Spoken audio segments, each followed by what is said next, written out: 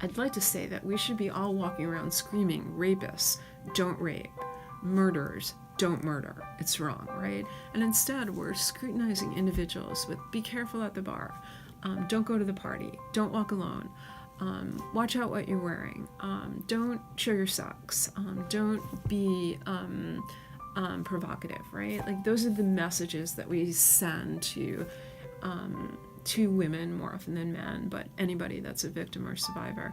And I wish we could flip that conversation. I wish we could flip the power dynamic there and be able to, instead of saying, be careful, watch out, look out for each other, to, clearly walk down the hall and say, hey, if you're a rapist, watch out. Like, if you're a murderer, watch out. We're on you, right? Like, that's what I wish we could do.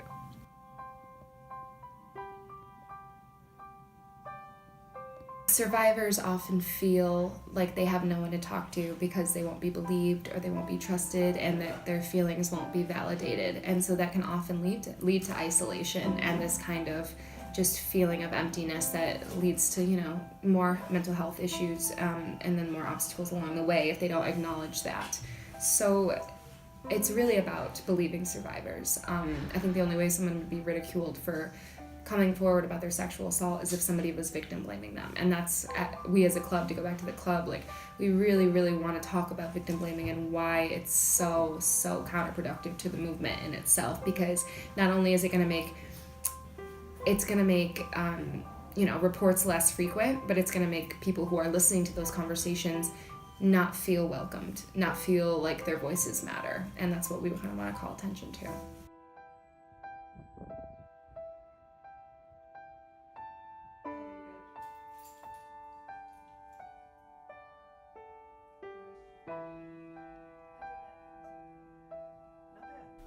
Oh yeah, that always concerns me. Yeah, if it concerns me that there are students probably on this campus dealing with a lot, and what I think though is that what we try to do, on a positive note, is we really do try to create a lot of avenues for students to report things in case they're not, like in an example of you're talking about sexual assault. Maybe you're not comfortable going to police, and you don't want to talk about that with a male officer who could actually, mirror the person that did this to you. So what we've tried to do is, have the Title IX so that somebody could go through the Title IX process.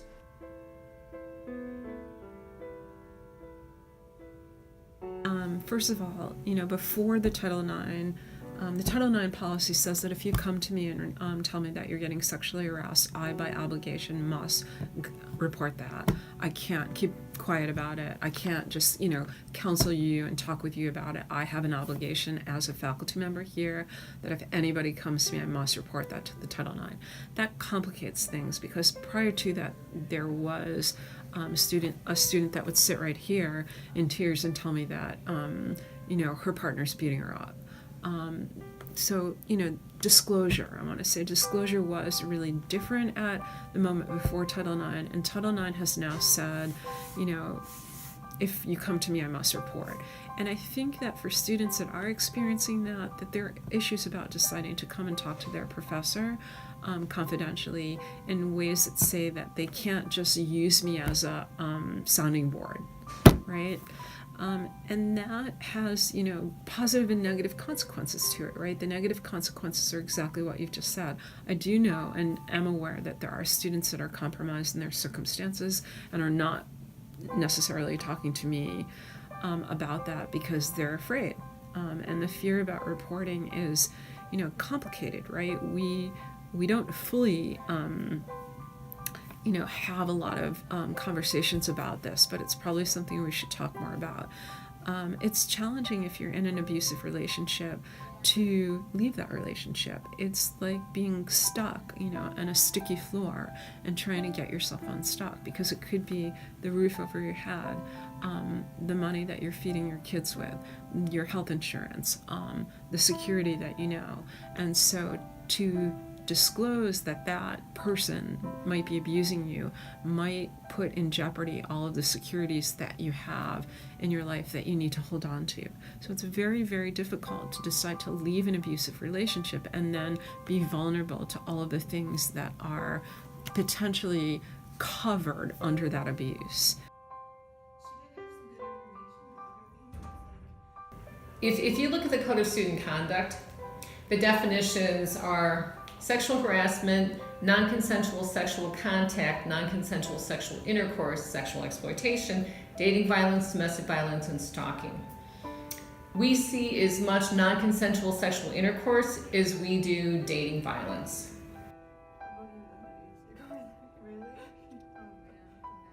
I don't know if you know Alexandra Kokut's name, and it's important that we say her name. She was a student here, a freshman at Brockport, and it was 2012, September 2012, and she was murdered by her boyfriend. And so at that moment, in many ways, what I want to say about that moment is that moment was that it was at our footstep in the landscape of where we teach and work, and that was a jolt for the campus and a jolt for everyone around us.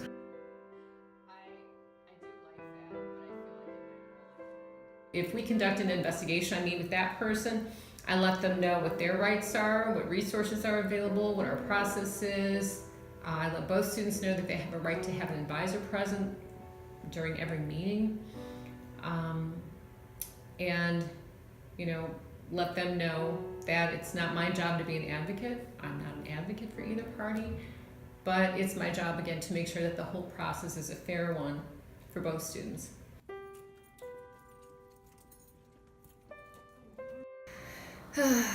It gets better is such a blah thing to say, but if I could talk to, I know as somebody who struggled with mental illness growing up and someone who experienced sexual harassment, I think I'd want to hear, there are people that are going to believe you. There are people out there that have the same experiences as you and want to talk to you about these things, and it's not always going to feel like this.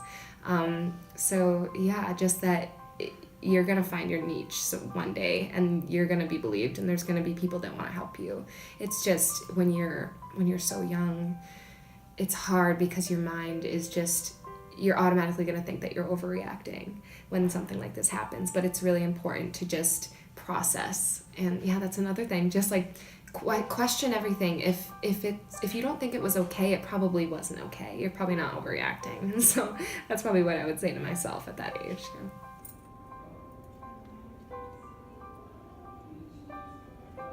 It is important, I think, for all of us to listen and be good listeners to the extent that we can, and to try and provide support and kindness and care and compassion to anyone that's going through an abusive relationship without burdening that person to then say, you must take action. Yeah.